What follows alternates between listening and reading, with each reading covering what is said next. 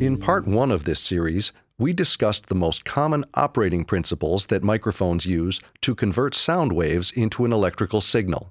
In Part 2, we learned how a microphone's frequency response affects the sound of voices and instruments. In this episode, we'll review an often misunderstood microphone specification, polar pattern. A microphone's polar pattern defines how it responds to sounds coming from different directions. The polar pattern tells you how the mic should be placed to maximize pickup of the desired sound source while minimizing feedback or pickup of background noise.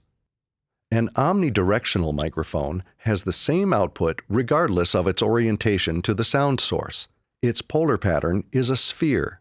On paper, it looks like a nearly smooth circle.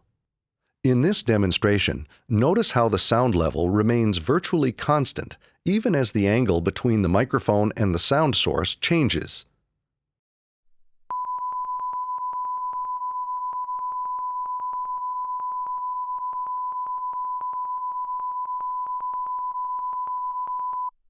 An omnidirectional mic can pick up a group of people sitting around a table, but it can't be aimed to favor one source over another.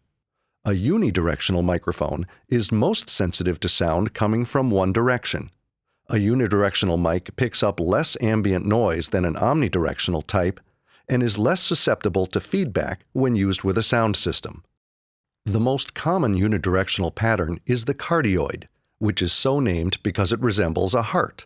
A cardioid microphone is most sensitive to sound sources in front of the mic and least sensitive to sound sources that are directly behind the mic. A cardioid mic has a useful pickup angle of approximately 130 degrees, which can accommodate two talkers or singers, or one user who may not always be directly in front of the mic. In this demonstration, notice how the sound level gradually drops as the angle between the microphone and the sound source changes.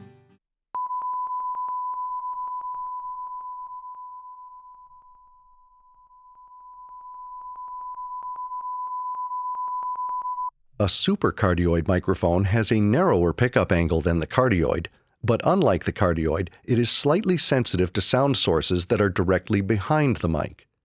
A supercardioid mic provides better isolation from room noise and nearby instruments and can be more resistant to feedback than a cardioid, but it requires the user to maintain a more consistent position directly in front of the mic. In this demonstration, notice how the sound level drops more rapidly as the angle between the microphone and the sound source changes.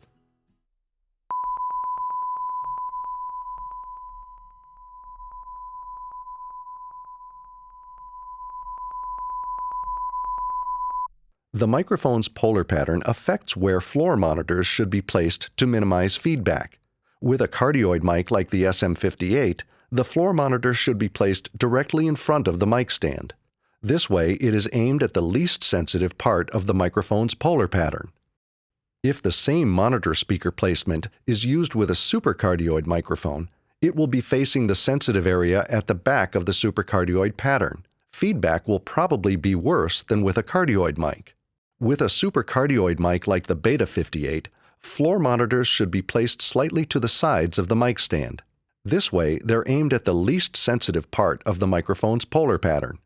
This arrangement allows a supercardioid mic to deliver more gain before feedback than a cardioid.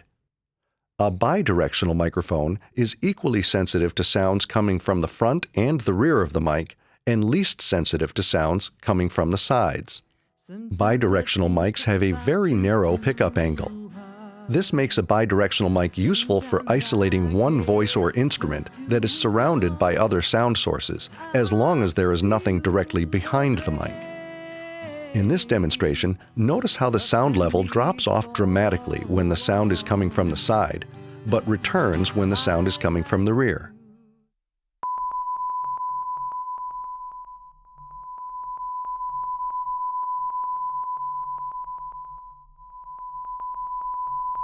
The microphone's polar pattern affects not only how it picks up the sound source, but also how it behaves in a particular room or with a particular sound system. By understanding microphone characteristics like polar pattern, you'll be able to choose the best mic for any application and get better results when recording or using a sound system. In Part 4 of this series, we'll discuss how the electrical output of a microphone relates to the sound source and the mixer or recording device.